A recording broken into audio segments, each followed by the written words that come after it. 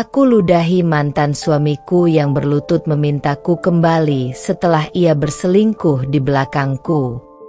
Aku adalah seorang wanita yang pernah percaya bahwa cinta sejati akan bertahan selamanya. Bersama Arman, suamiku, aku membangun rumah tangga yang tampak bahagia. Dia adalah pria yang penuh perhatian, romantis, dan selalu bersikap manis kepadaku. Setiap hari bersamanya terasa seperti anugerah, dan aku selalu berpikir bahwa kami adalah pasangan yang sempurna. Aku masih ingat dengan jelas hari di mana aku pertama kali bertemu dengan Arman.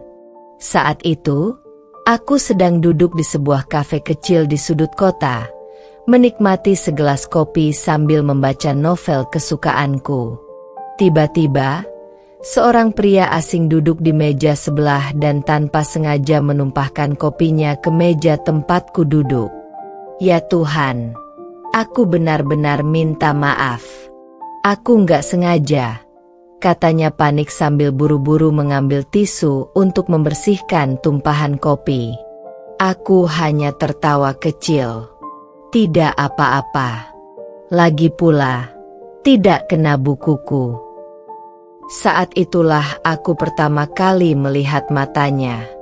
Tatapan hangatnya seolah menyihirku, dan aku tak bisa mengalihkan pandanganku darinya.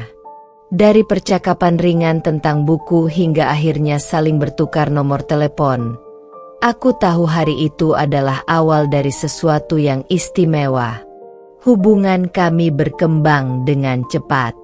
Arman adalah pria yang selalu tahu bagaimana membuatku merasa istimewa. Setiap minggu, dia mengajakku ke tempat-tempat baru, mencoba makanan yang belum pernah kami cicipi sebelumnya, dan membanjiriku dengan kejutan-kejutan kecil yang selalu membuatku tersenyum. Saat ulang tahunku yang ke-25, dia melakukan sesuatu yang benar-benar tak terduga. Aku pikir hari itu akan berjalan seperti biasa. Aku menghabiskan pagi di kantor. Kemudian Arman menjemputku untuk makan malam. Tapi begitu kami sampai di sebuah restoran kecil yang didekorasi dengan lilin-lilin romantis, aku mulai curiga bahwa ada sesuatu yang istimewa. Apa ini semua? Tanyaku sambil menatap ruangan yang dipenuhi kelopak mawar merah. Arman hanya tersenyum. Cuma sedikit usaha untuk membuat ulang tahunmu lebih spesial. Setelah makan malam selesai, dia mengeluarkan sebuah kotak kecil berwarna merah muda dan menyerahkannya kepadaku. Apa ini? Aku bertanya dengan hati berdebar. Buka saja, katanya lembut. Dengan perlahan, aku membuka kotak itu dan menemukan sebuah kalung dengan liontin berbentuk hati di dalamnya. Saat aku membalik liontin itu, aku menemukan tulisan kecil yang terukir rapi. Selamanya, untukmu. Aku menatapnya dengan mata berkaca-kaca. Arman, ini indah sekali. Dia menggenggam tanganku erat. Aku ingin kamu selalu tahu, aku akan selalu ada untukmu. Apapun yang terjadi, aku ingin kita tetap bersama, selamanya. Hari itu, aku merasa seperti wanita paling beruntung di dunia. Setelah menikah, kebahagiaan kami terus berlanjut. Arman tetap menjadi pria yang sama, penuh perhatian dan selalu tahu bagaimana membuatku merasa dicintai. Di akhir pekan, dia sering mengajakku berjalan-jalan ke tempat-tempat favorit kami, seperti taman di pinggir kota tempat kami dulu sering menghabiskan waktu sebelum menikah. Aku masih ingat suatu hari Minggu pagi, saat kami duduk di bangku taman sambil menikmati sarapan yang dia siapkan sendiri. Kamu tahu, katanya sambil menyeruput kopinya. Aku masih ingat pertama kali aku melihatmu di kafe itu. Aku tertawa kecil. Dan kamu langsung menumpahkan kopi, kan? Dia mengangguk. Aku gugup, karena kamu terlihat begitu cantik. Aku menggenggam tangannya erat. Dan sekarang kita di sini, menjalani hidup bersama. Arman tersenyum dan mengecup keningku lembut. Dan aku gak pernah menyesali itu sedikit pun. Hari-hari bersamanya adalah kebahagiaan yang selalu ingin aku jalani selamanya. Aku percaya bahwa kami adalah pasangan yang tak tergoyahkan. Aku percaya bahwa cinta sejati kami akan bertahan selamanya. Namun, aku tidak tahu bahwa waktu bisa mengubah segalanya belakangan ini. Arman sering pulang larut malam dengan alasan pekerjaan. Aku mencoba memahami, mengingat pekerjaannya sebagai manajer proyek memang terkadang menuntutnya untuk lembur. Namun, semakin hari kebiasaannya semakin berubah. Dulu, Arman selalu menyempatkan diri untuk mengabariku setiap kali ia akan pulang terlambat. Pesan-pesannya selalu penuh perhatian. Seperti, "Sayang, aku harus lembur malam ini. Jangan tidur terlalu larut. Aku akan pulang segera setelah selesai." Tapi sekarang, tidak ada lagi pesan semacam itu. Jika aku menelepon, seringkali ia tidak mengangkatnya, hanya membalas dengan pesan singkat yang terasa dingin. "Lagi sibuk. Pulang nanti malam." Aku mulai merasa ada sesuatu yang disembunyikannya. Aku mencoba untuk tidak berpikiran negatif, tapi semakin lama aku memperhatikannya, semakin jelas perubahan sikapnya. Yang paling mengusik adalah kebiasaannya dengan ponsel. Dulu, saat kami menghabiskan waktu bersama, ponselnya sering tergeletak di meja atau di sofa begitu saja. Dia bahkan tidak terlalu peduli dengan notifikasi yang masuk. Tapi sekarang, dia selalu menggenggam ponselnya, bahkan saat berada di rumah. Jika aku mendekat, dia buru-buru menguncinya atau membalik layarnya menghadap ke bawah. Malam itu, saat kami duduk di ruang tamu, aku mencoba membuka pembicaraan dengan nada setenang mungkin. "Arman, kamu sibuk sekali belakangan ini." Dia menatapku sekilas lalu kembali fokus pada ponselnya. "Iya, banyak proyek baru yang harus aku urus." Aku menghela napas pelan. "Tapi rasanya kamu jadi berbeda. Kamu jarang cerita tentang pekerjaanmu sekarang. Ada sesuatu yang terjadi." Arman tersenyum kecil. Tetapi aku bisa melihat matanya menghindari tatapanku. "Nggak ada apa-apa, sayang. Aku cuma lelah." Aku ingin percaya, ingin berpikir bahwa mungkin dia hanya benar-benar sibuk. Tapi firasatku berkata lain. Beberapa hari kemudian, aku mulai lebih memperhatikan kebiasaannya. Saat ia sedang mandi, aku melihat ponselnya tergeletak di meja. Tanganku gemetar. Aku tahu ini salah, tapi aku tidak bisa mengabaikan rasa curiga yang terus menggangguku. Aku mencoba membuka layar ponselnya, tetapi terkunci dengan pola yang tidak aku kenal. Ini aneh, karena selama ini kami tidak pernah menyembunyikan apapun satu sama lain. Jantungku berdebar kencang. Saat aku masih berdiri di sana, tiba-tiba suara air dari kamar mandi berhenti. Aku buru-buru kembali duduk di sofa, berpura-pura membaca majalah. Arman keluar dari kamar mandi, mengenakan kaos dan celana pendek, lalu langsung menuju ponselnya. Saat ia melihat ponselnya ada di tempat berbeda dari sebelumnya, aku melihat sekilas perubahan ekspresi di wajahnya, seperti seseorang yang hampir ketahuan melakukan sesuatu.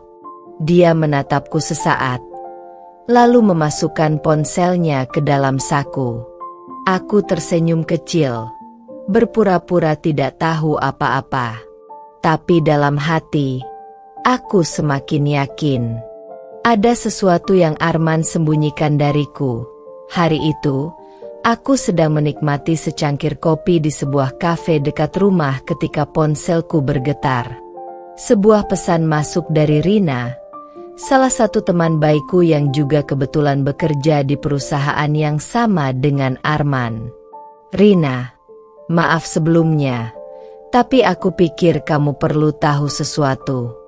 Aku sering melihat Arman akhir-akhir ini.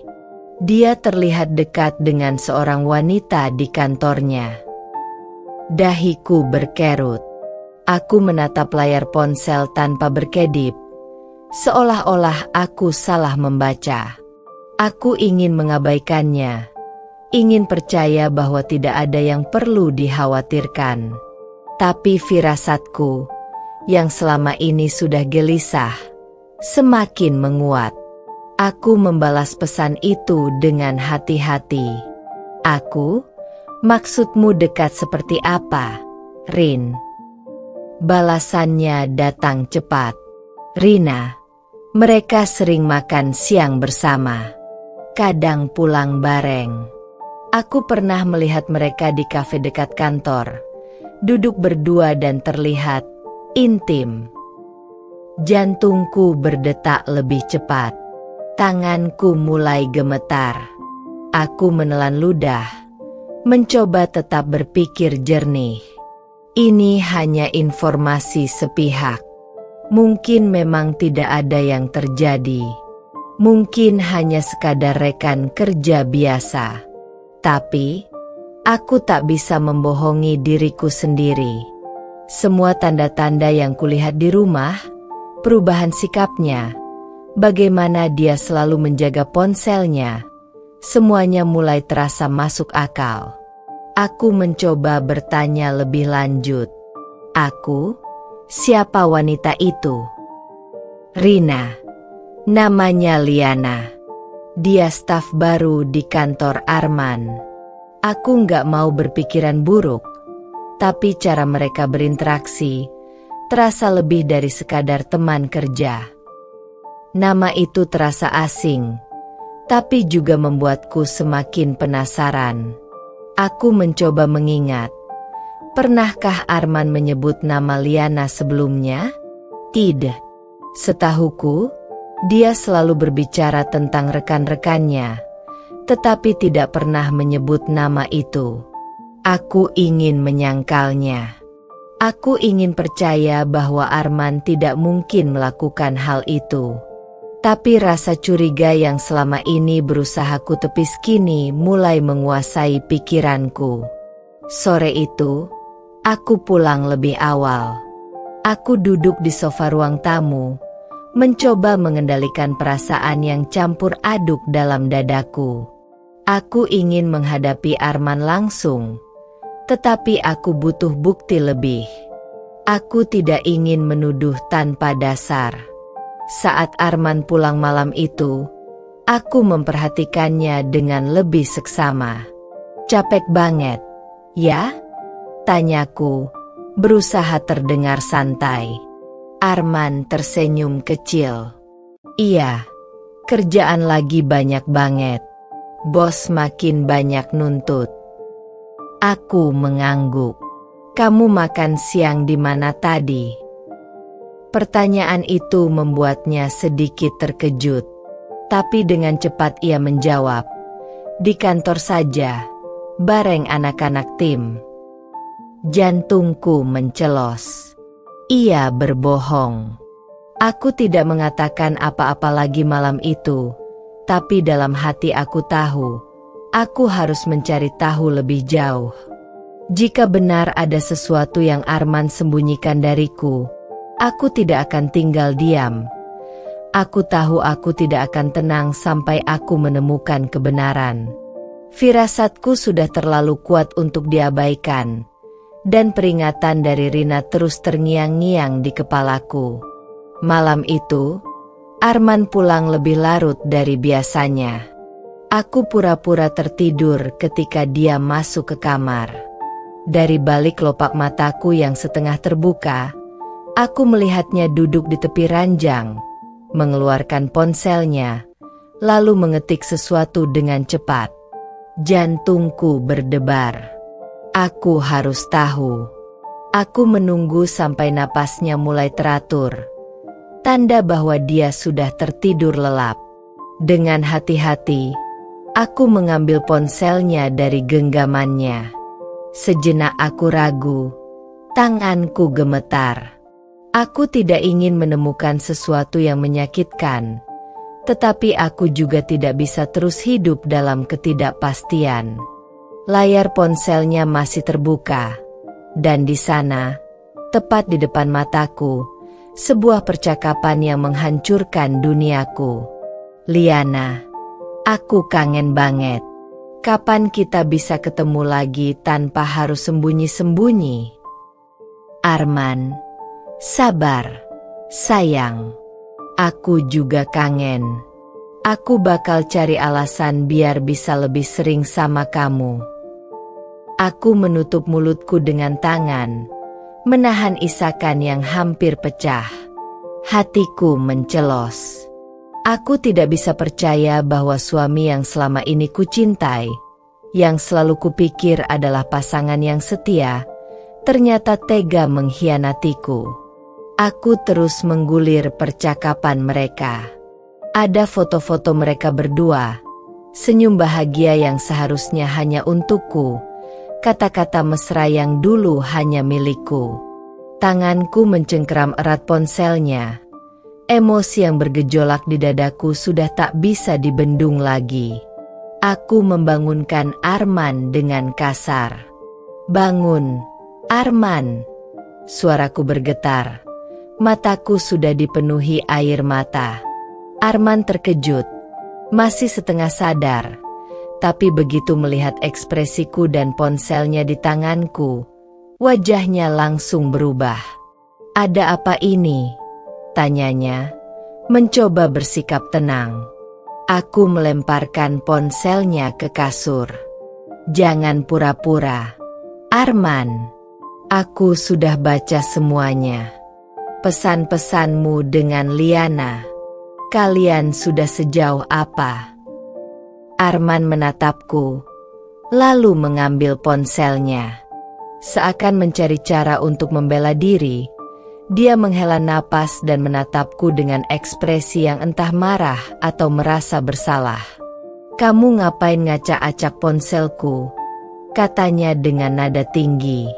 Aku hampir tidak percaya. "Itu saja yang kamu pikirkan? Bukan bagaimana kamu mengkhianati aku? Aku istrimu, Arman. Apa arti pernikahan ini buatmu kalau kamu bisa dengan mudah selingkuh di belakangku?" Dia berdiri, menatapku tajam. "Aku nggak selingkuh. Kamu terlalu berlebihan." Aku tertawa miris. Air mataku jatuh tanpa bisa kutahan. "Berlebihan? Aku sudah baca semuanya. Arman, jangan mencoba membohongiku lagi." Dia mengusap wajahnya dengan frustrasi. "Dengar, aku dan Liana hanya teman. Kami dekat karena kerjaan, nggak lebih." Aku menggeleng, merasa muak dengan semua kebohongan yang keluar dari mulutnya.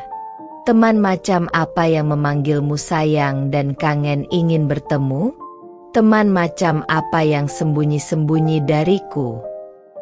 Arman terdiam.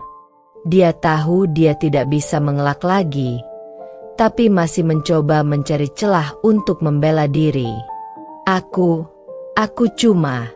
Aku nggak ada niat untuk menyakitimu, sayang," katanya akhirnya. Suaranya lebih pelan. "Aku nggak tahu kenapa semua ini terjadi. Aku menatapnya dengan kekecewaan yang mendalam.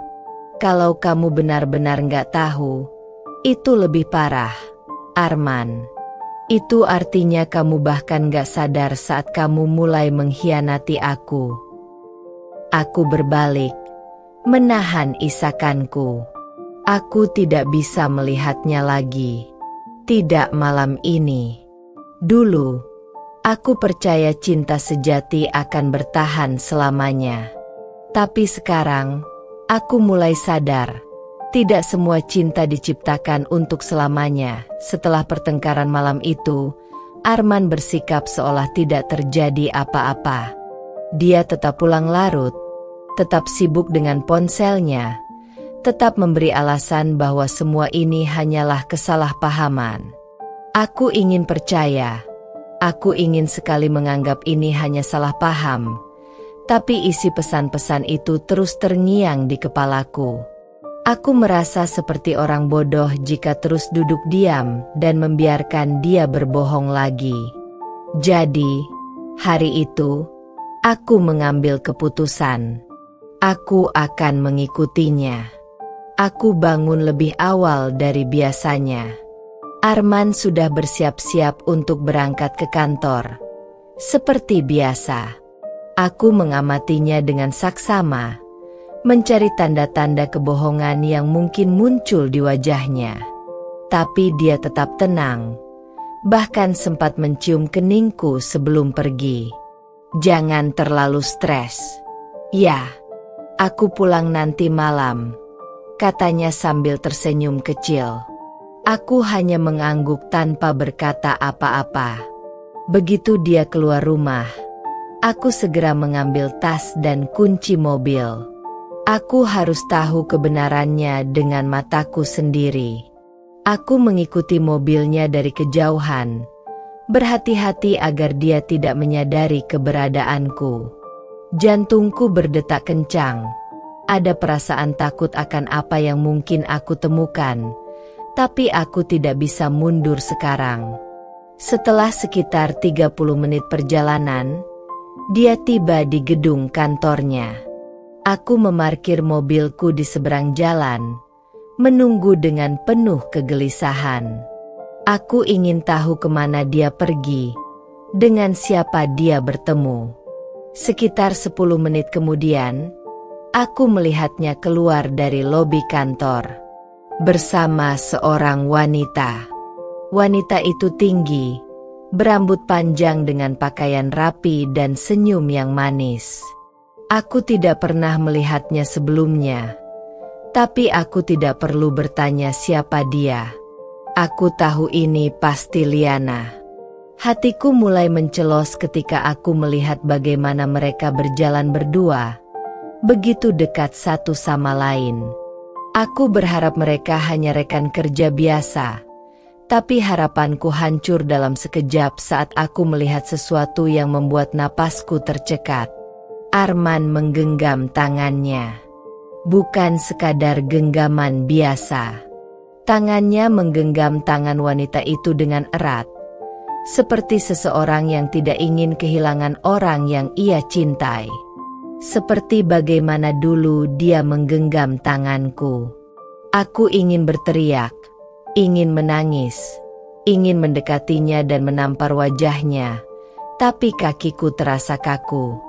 Aku hanya bisa berdiri di sana, menyaksikan bagaimana suamiku yang dulu penuh cinta kini membagi kasihnya dengan wanita lain.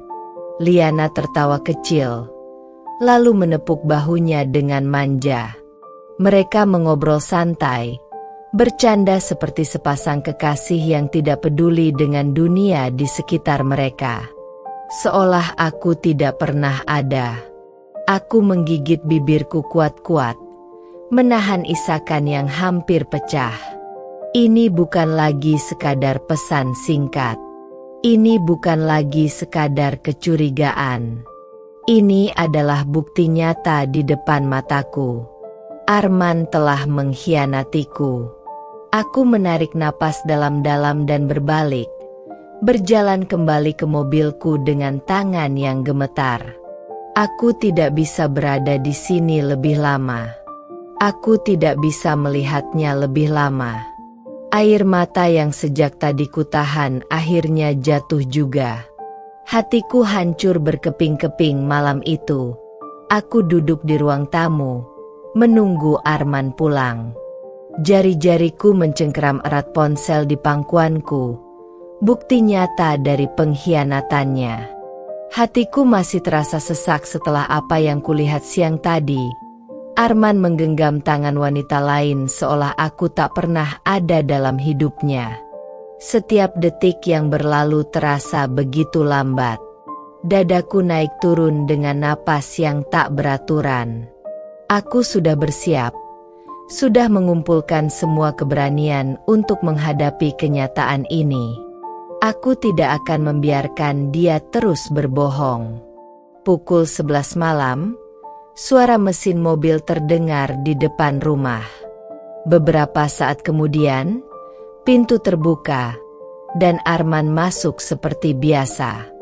Dia tampak sedikit lelah, tetapi tidak menunjukkan rasa bersalah sedikit pun. Aku tidak bisa lagi menahan diri. "Apa kabar harimu, Arman?"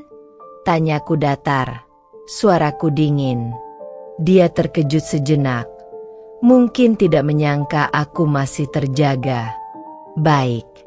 Kok, kamu kenapa? Kok belum tidur?" Aku menatapnya tajam. "Aku menunggumu."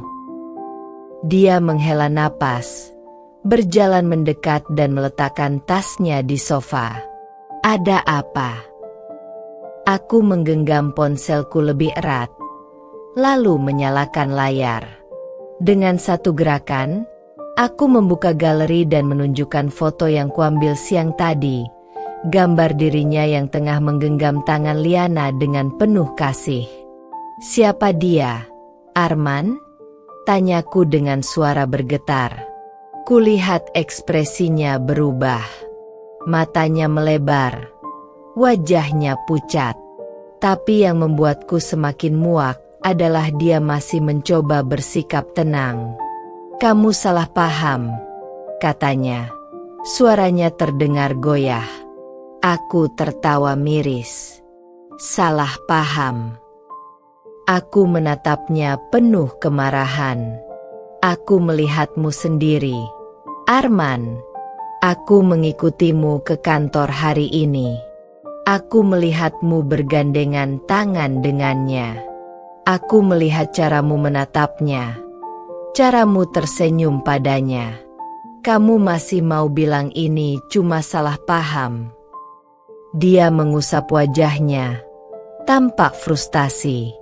"Dengar, aku bisa jelasin." Aku berdiri, jantungku terasa berdetak lebih cepat. "Kamu mau jelasin apa? Bahwa wanita itu hanya teman? Bahwa pegangan tangan kalian tidak berarti apa-apa? Bahwa pesan-pesan mesra yang kutemukan hanya candaan?" Arman terdiam. Dia tahu dia sudah tidak bisa mengelak lagi. Aku mendekatinya, menatap langsung ke matanya yang kini dipenuhi kebingungan dan ketakutan. "Sejak kapan, Arman?"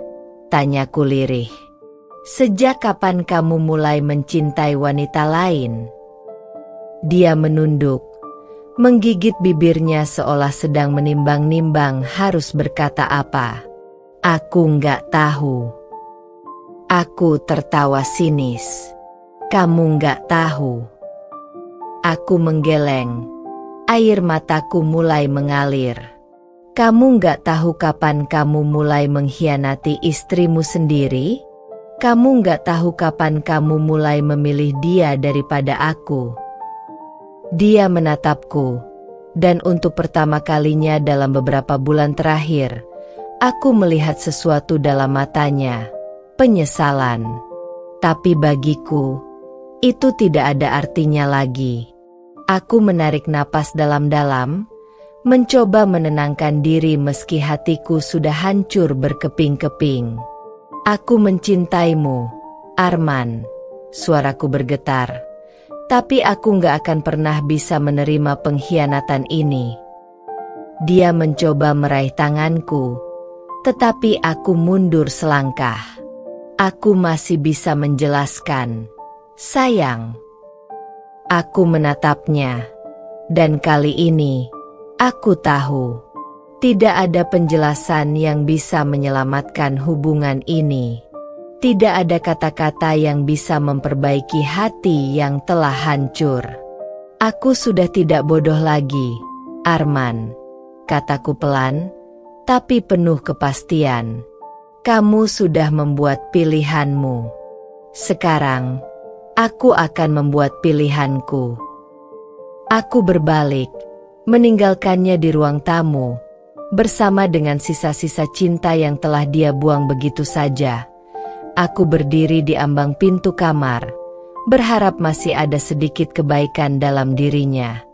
Namun, harapan itu hancur seketika saat Arman membuka mulutnya. Aku mencintainya. Hanya 3 kata, tapi rasanya seperti ribuan pisau menghujam dadaku sekaligus. Napasku tercekat. Aku ingin percaya bahwa aku salah dengar.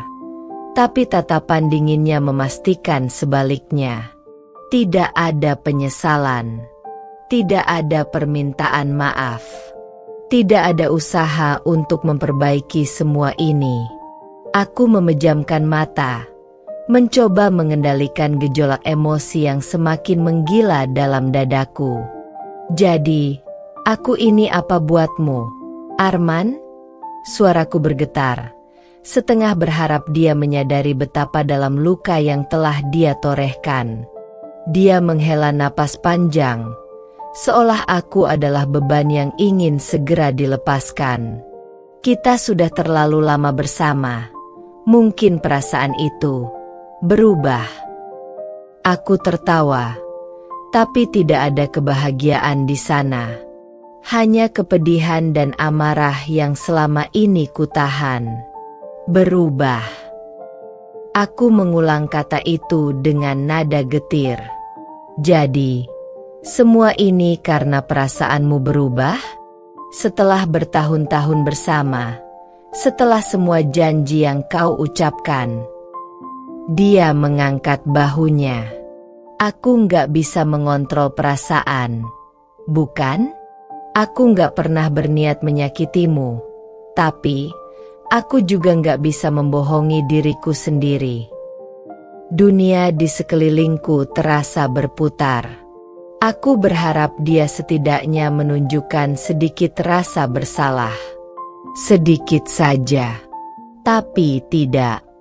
Dia berdiri di sana, penuh dengan keangkuhan, seolah aku hanyalah debu yang bisa ditiup angin kapan saja. Aku ini istrimu, Arman. Suaraku parau, tapi aku tetap mencoba menahan air mata yang sudah menggenang. Kamu bahkan gak mencoba untuk memperbaiki ini? Kamu gak mau berjuang untuk kita? Dia menatapku dengan ekspresi kosong, seakan pertanyaanku adalah sesuatu yang tak perlu dijawab. Aku sudah membuat pilihan, dan aku gak mau munafik.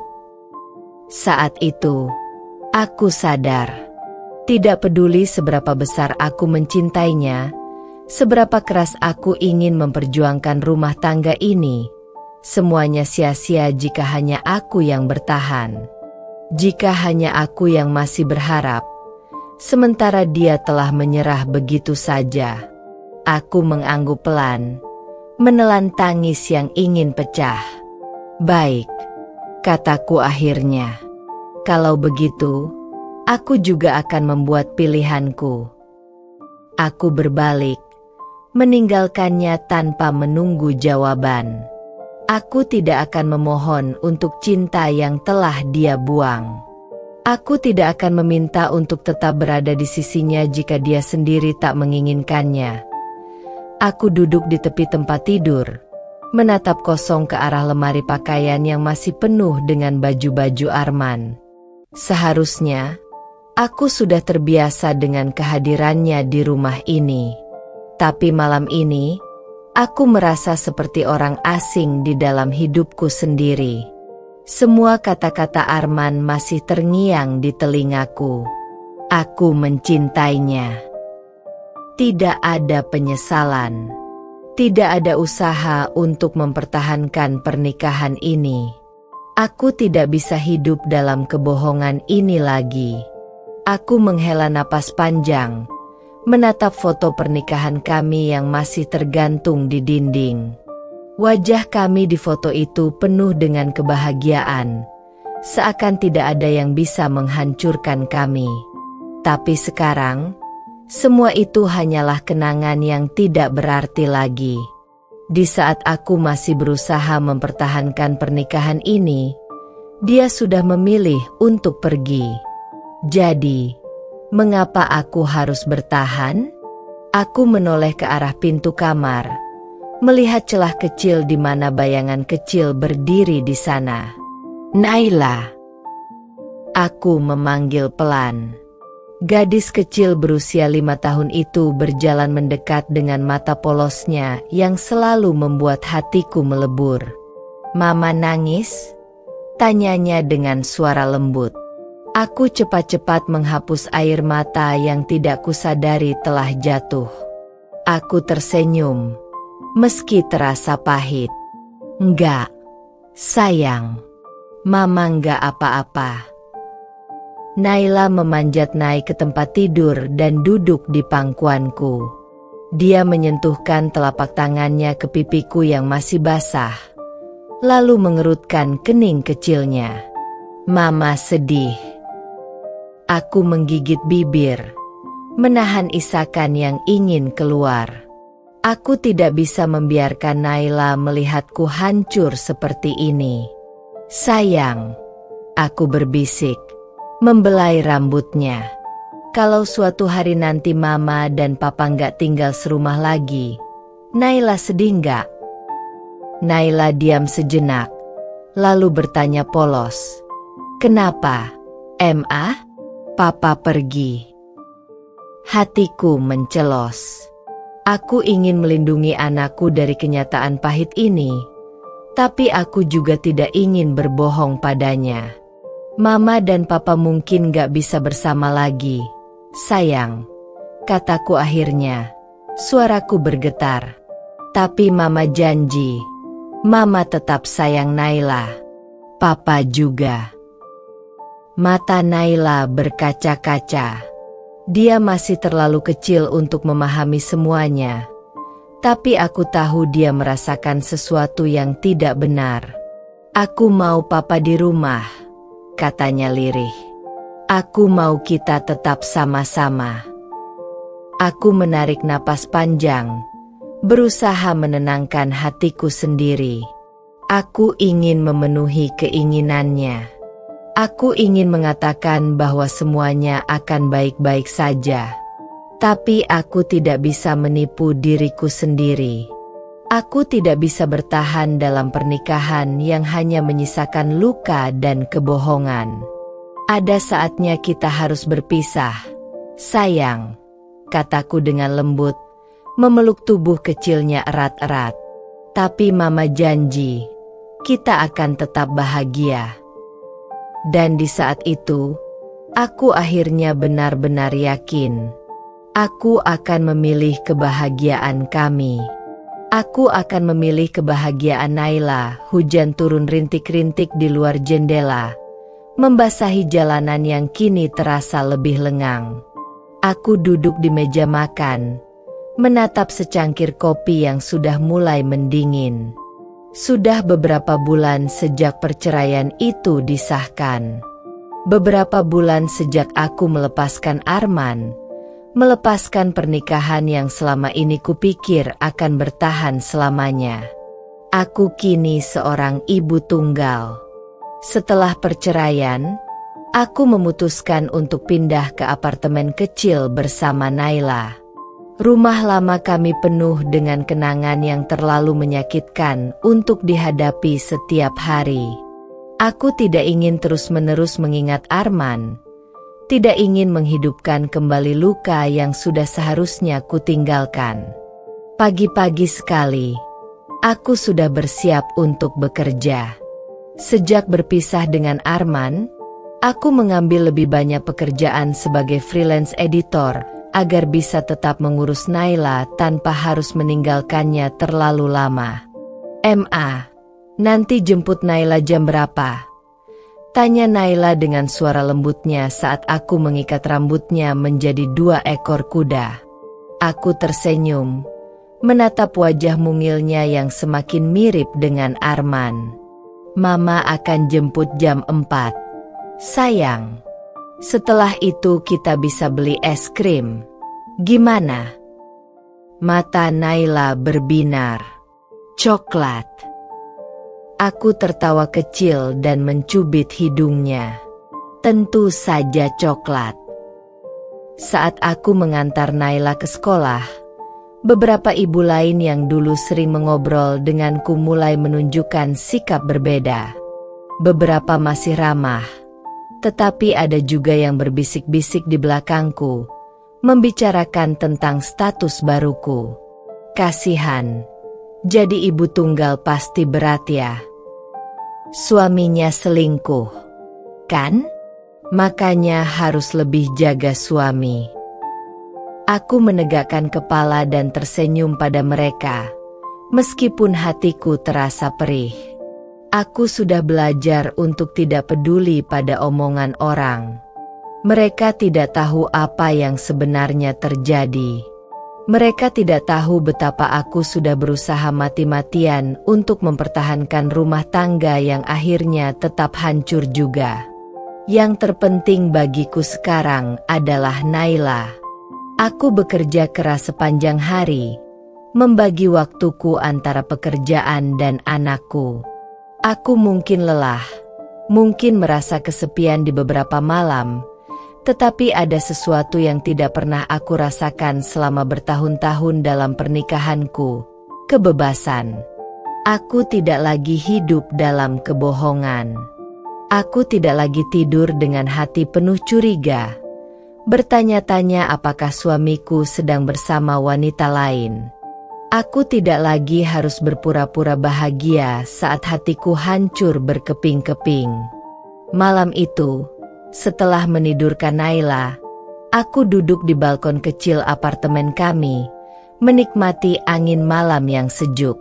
Aku menatap ke langit, mengingat semua luka yang telah kulewati, semua air mata yang sudah kuhabiskan. Aku menghela napas panjang dan tersenyum kecil. Aku mungkin kehilangan suami, tapi aku mendapatkan diriku kembali. Bertahun-tahun telah berlalu sejak perceraian kami. Aku telah melewati masa-masa sulit sebagai ibu tunggal, membesarkan Naila dengan segala upaya dan cinta yang kupunya. Aku membangun kembali hidupku, sedikit demi sedikit, hingga akhirnya aku bisa berdiri kokoh tanpa bayang-bayang masa lalu yang menghantuiku. Hari itu, aku baru saja keluar dari sebuah kafe setelah bertemu dengan klien. Aku berjalan menyusuri trotoar, menikmati sore yang cerah ketika tiba-tiba langkahku terhenti. Di seberang jalan, aku melihat sosok yang dulu begitu kucintai, Arman. Tapi dia bukan lagi Arman yang dulu. Pakaiannya kusut, wajahnya tirus, rambutnya berantakan dan mulai dipenuhi uban. Dia terlihat jauh lebih tua daripada usianya. Tidak ada lagi pria penuh pesona yang dulu pernah mengisi hari-hariku. Dia sedang duduk di bangku taman dengan tatapan kosong, memandangi sebatang rokok yang nyaris habis di tangannya. Aku berdiri terpaku sejenak, tidak tahu apakah aku harus mendekatinya atau pergi begitu saja. Tapi sebelum aku sempat memutuskan, dia menoleh. Mata kami bertemu. Aku bisa melihat keterkejutan di wajahnya. Dia menatapku lama, seolah tak percaya bahwa aku ada di depannya. Aku, yang dulu pernah menjadi istrinya. Aku, yang dulu dia tinggalkan demi wanita lain. Aku menarik napas dan melangkah mendekat. "Hai, Arman." Dia mengerjap, lalu tersenyum kecil, senyum yang terasa getir. "Hai." Suaranya serak, seperti orang yang terlalu banyak merokok dan minum alkohol. Aku duduk di bangku taman, memberinya waktu untuk berbicara. Setelah beberapa saat hening, dia akhirnya membuka suara. "Kamu kelihatan baik-baik saja," katanya, menatapku dengan ekspresi sulit dijelaskan. Aku tersenyum, bukan karena ingin pamer, tapi karena itu memang kenyataannya. Aku baik. Naila juga tumbuh jadi anak yang hebat. Dia menunduk, menghembuskan napas panjang. Aku dengar, dia masuk sekolah unggulan. Aku mengangguk. Iya, dia pintar, selalu berusaha keras. Aku bangga padanya. Arman terdiam cukup lama sebelum akhirnya bergumam. "Kamu pasti sudah menikah lagi, ya?" Aku tertawa kecil. "Belum. Aku masih sibuk dengan hidupku sendiri." Dia mengangguk-angguk, lalu menatapku dengan tatapan yang entah bagaimana terasa menyesal. "Aku dengar, kamu sukses sekarang. Sementara aku..." Dia menghela napas panjang, mengusap wajahnya yang terlihat letih. "Hidupku nggak seperti yang kubayangkan." Aku hanya diam, membiarkannya melanjutkan. "Liana." Dia menyebut nama wanita yang dulu merebutnya dariku. "Dia bukan seperti yang kupikirkan. Pemalas, boros, dan gak pernah peduli sama aku kecuali saat aku punya uang. Aku pikir aku akan bahagia dengannya. Tapi aku melihat matanya yang kosong, penuh penyesalan. Dia tidak perlu melanjutkan. Aku sudah tahu bagaimana akhir kisahnya. Dulu, dia memilih wanita itu karena merasa bosan denganku. Karena dia mengira rumput di seberang lebih hijau. Tapi sekarang dia menyadari bahwa yang dia kejar bukanlah kebahagiaan, melainkan ilusi semata. Aku menatapnya lama sebelum akhirnya berkata, "Kamu yang memilih jalan ini, Arman." Dia menatapku dengan sorot mata sendu, seolah mengerti bahwa aku tidak mengatakan itu untuk menyakitinya, melainkan sebagai sebuah kebenaran. "Aku bodoh, ya?" katanya sambil tertawa kecil, getir. Aku hanya tersenyum tipis. Mungkin dulu aku berharap dia akan menyesali semuanya. Mungkin dulu aku ingin dia merasakan sakit yang sama seperti yang dia berikan padaku. Tapi sekarang, aku sudah tidak peduli lagi. Aku sudah memaafkannya. Bukan untuk dirinya, tapi untuk diriku sendiri. Aku berdiri, merapikan tas di pundakku. "Semoga kamu bisa menemukan kebahagiaanmu sendiri, Arman." Dia menatapku lama sebelum akhirnya mengangguk pelan. "Terima kasih." Aku melangkah pergi, meninggalkannya dengan semua penyesalannya. Aku tidak menoleh lagi hari itu. Hujan turun deras. Aku baru saja pulang kerja dan sedang bersiap masuk ke apartemen ketika suara seseorang menghentikan langkahku. "Nadia, tunggu." Aku membeku. Aku mengenali suara itu. Perlahan, aku menoleh dan menemukan sosok yang sudah lama ingin kulupakan. Arman.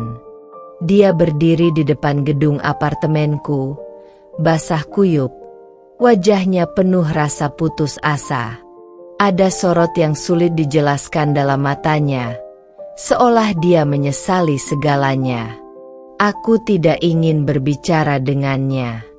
Aku ingin masuk ke dalam apartemen dan menganggap dia tidak pernah ada. Tapi sebelum aku sempat melangkah, dia berlari mendekat dan berdiri di depanku. Aku tahu aku nggak pantas ada di sini, tapi tolong, dengarkan aku, katanya dengan suara bergetar. Aku menatapnya tanpa ekspresi. Untuk apa kamu kesini, Arman?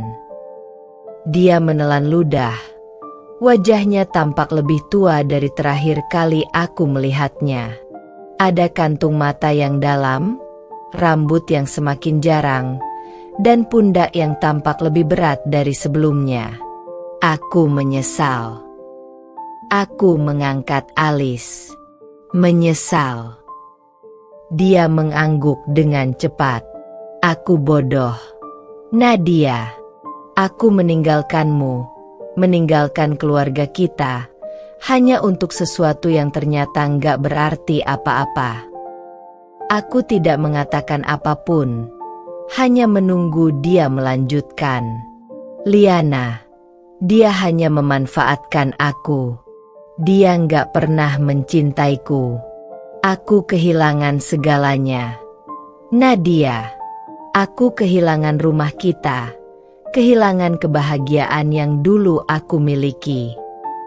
Aku bisa merasakan emosi dalam suaranya, tapi aku tidak tergerak sedikit pun.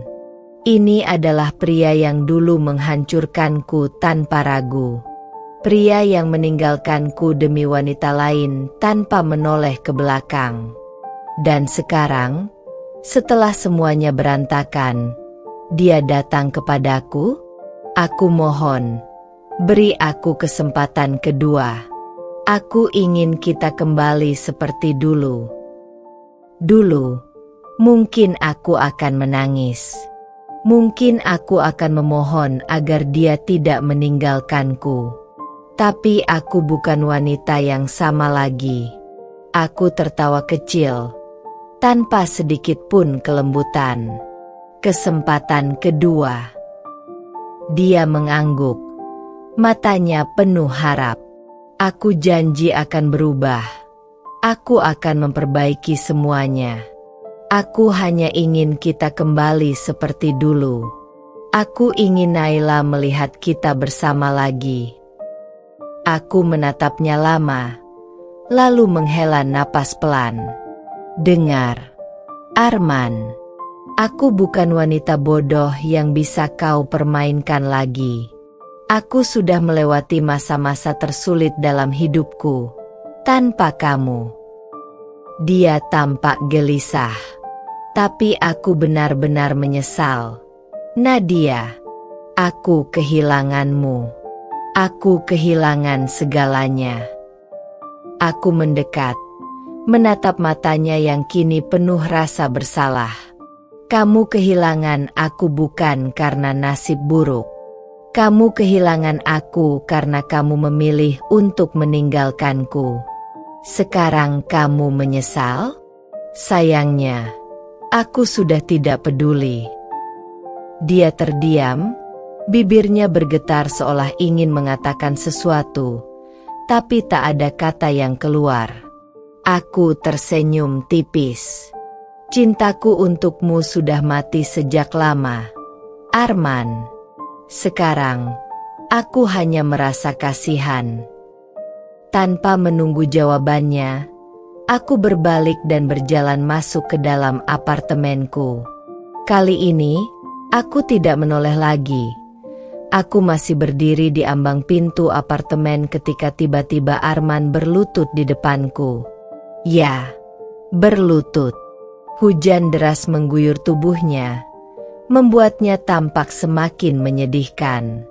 Tangannya terentang, wajahnya penuh permohonan, matanya basah, entah karena hujan atau air mata yang akhirnya jatuh setelah sekian lama.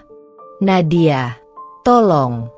Aku mohon, jangan tinggalkan aku begini. Suaranya bergetar, Hampir putus asa. Aku menatapnya dengan dingin. Ini pria yang dulu dengan angkuhnya berkata bahwa dia mencintai wanita lain. Ini pria yang dengan mudahnya mengabaikanku, menganggapku tidak lebih dari debu yang bisa dihempaskan. Dan sekarang dia ada di sini, berlutut di hadapanku, seakan-akan aku adalah satu-satunya hal yang bisa menyelamatkannya dari kehancuran. Aku menyilangkan tangan di dada, menghembuskan napas perlahan. Arman, berdirilah. Kau terlihat menyedihkan. Tapi dia menggeleng, tetap bertahan dalam posisinya. Aku sudah kehilangan segalanya. Nadia, aku tidak punya siapa-siapa lagi. Hanya kamu yang bisa membuatku merasa utuh kembali. Aku mendengus sinis. Utuh? Kau benar-benar punya keberanian untuk mengucapkan itu. Dia meremas rambutnya sendiri. Ekspresinya penuh rasa putus asa. Aku bodoh. Aku terlalu buta untuk melihat apa yang sebenarnya berharga dalam hidupku.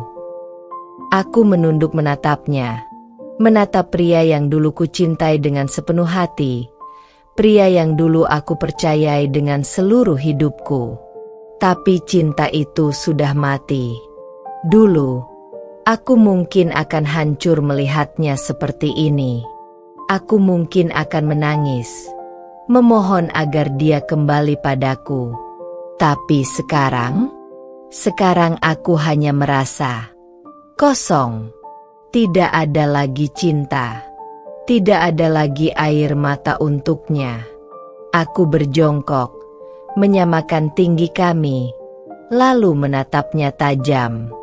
Arman, kau bilang hanya aku yang bisa membuatmu merasa utuh? Tidak. Kau hanya tidak siap menerima akibat dari pilihanmu sendiri. Dia mengerjap, menatapku dengan mata penuh harapan yang perlahan-lahan meredup. Aku melanjutkan, kau memilih meninggalkanku. Kau memilih wanita itu. Dan sekarang, ketika semuanya berantakan, kau kembali padaku? Apa aku ini? Tempat sampah untuk menampung sisa-sisa hidupmu yang gagal. Arman menggeleng cepat. Tidak. Nadia, aku benar-benar menyesal. Aku ingin memperbaikinya. Aku ingin menebus semuanya. Aku menghela napas dan berdiri. Tidak ada yang perlu kau tebus. Arman, aku sudah memaafkanmu sejak lama. Tapi itu bukan berarti aku mau menerimamu kembali. Aku menatapnya untuk terakhir kali sebelum berkata dengan suara mantap, kita sudah selesai. Selamanya. Kemudian aku berbalik dan masuk ke apartemenku, menutup pintu tanpa ragu. Di luar, aku masih bisa mendengar isakannya di bawah hujan. Tapi aku tidak lagi peduli. Aku menatapnya dengan tatapan penuh kebencian.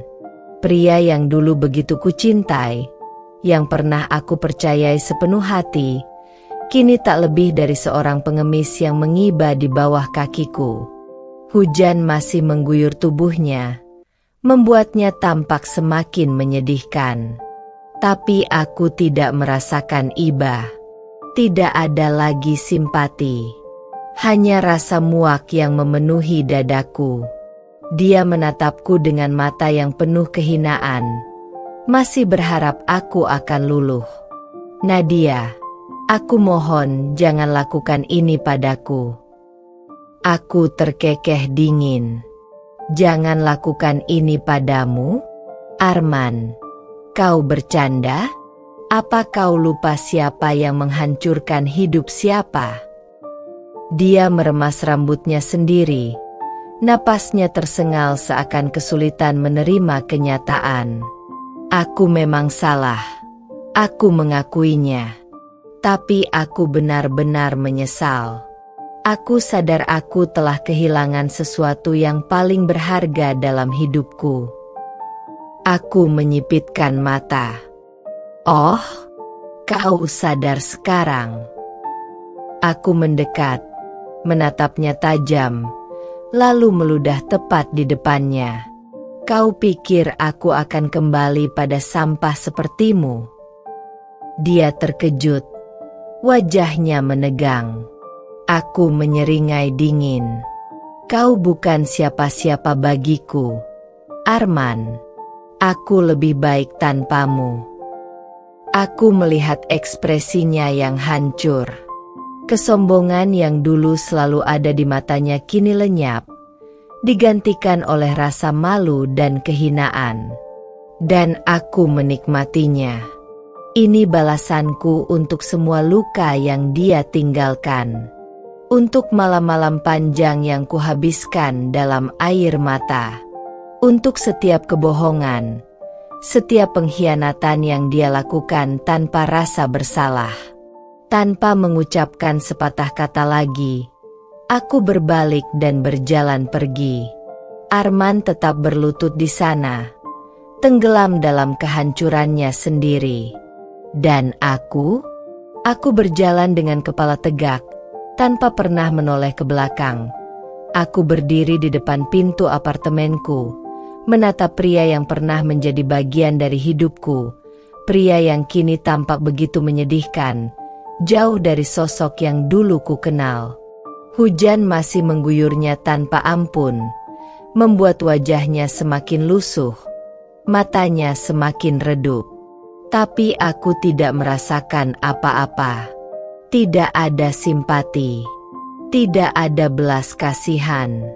Aku hanya merasa puas. Sudah selesai, Arman. Aku tidak akan pernah kembali padamu, ucapku dengan suara mantap, penuh keyakinan.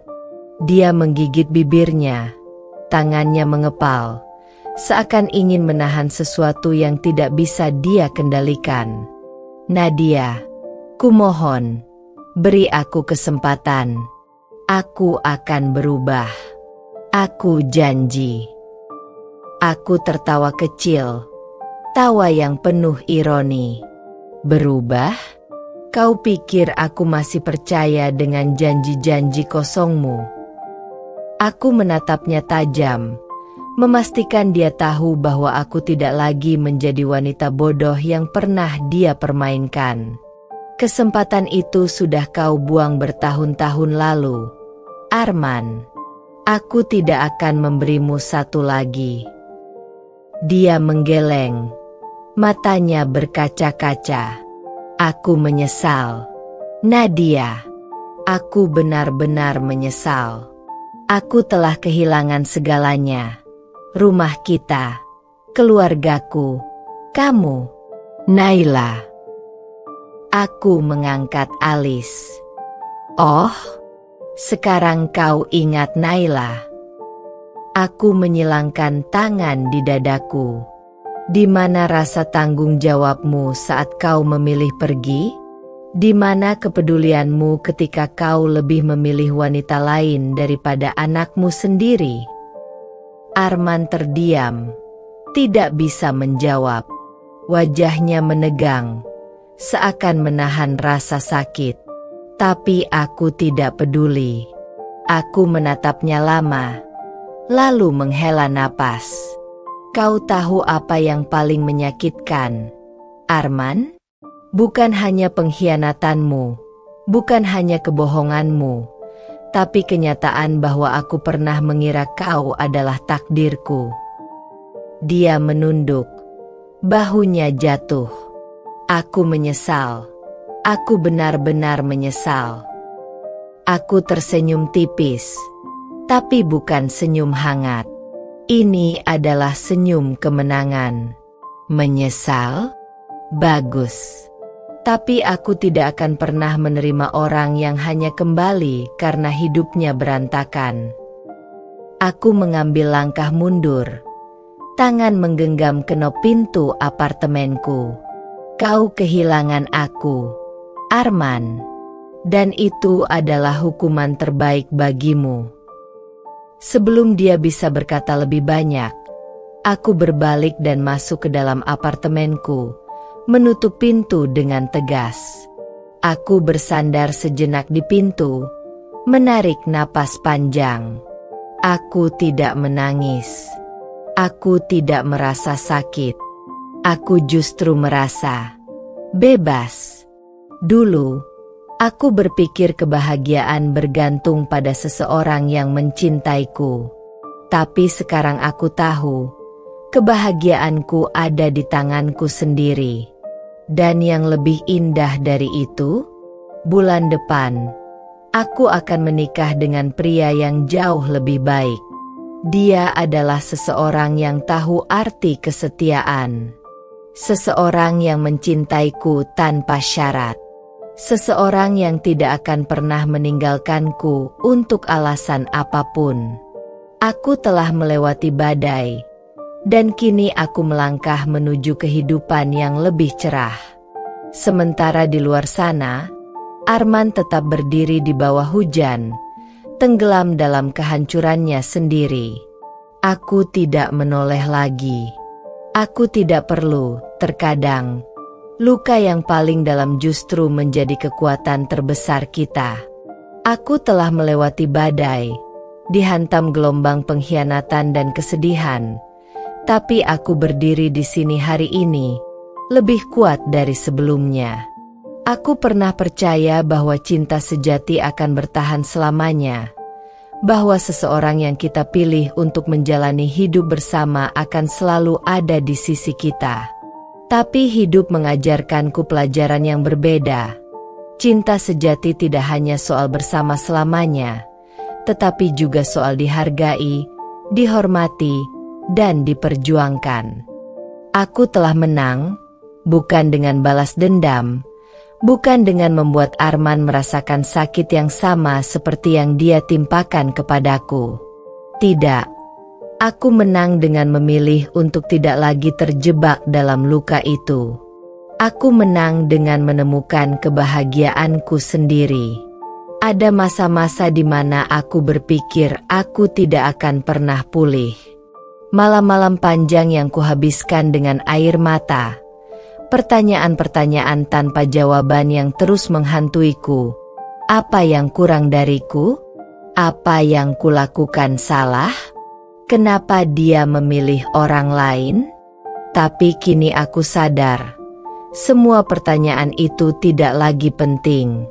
Karena jawabannya sederhana. Aku tidak kurang dalam hal apapun. Aku tidak melakukan kesalahan. Aku tidak layak dikhianati. Arman yang memilih untuk mengkhianati, dan itu adalah sepenuhnya kesalahannya. Aku tidak perlu mencari alasan untuknya. Aku tidak perlu memaklumi tindakannya. Yang perlu kulakukan hanyalah menerima kenyataan, melepaskan, dan melanjutkan hidupku. Kini, aku menjalani hidup yang lebih baik. Aku tidak lagi dikelilingi oleh kebohongan, tidak lagi terjebak dalam perasaan curiga atau ketakutan akan kehilangan seseorang yang seharusnya mencintaiku dengan tulus. Aku bebas.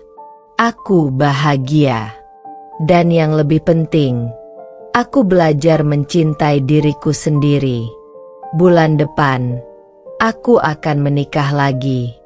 Dengan seseorang yang benar-benar mencintaiku, yang melihatku bukan hanya sebagai seseorang untuk sementara waktu, tetapi sebagai seseorang yang akan dia genggam tangannya selamanya. Seseorang yang tahu arti kesetiaan. Aku telah meninggalkan pengkhianatan di masa lalu. Tidak hanya itu, aku juga meninggalkan rasa sakit, ketakutan, dan keraguan terhadap diriku sendiri. Aku telah membuktikan bahwa aku jauh lebih kuat dari yang pernah aku bayangkan. Jadi, kepada wanita-wanita yang pernah dikhianati, yang pernah berpikir bahwa hidup mereka telah hancur karena pengkhianatan seseorang, ingatlah ini.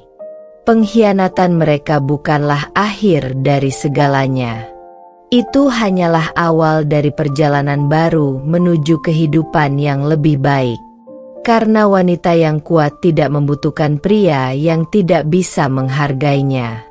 Dan aku telah membuktikan bahwa aku bisa hidup jauh lebih bahagia tanpanya.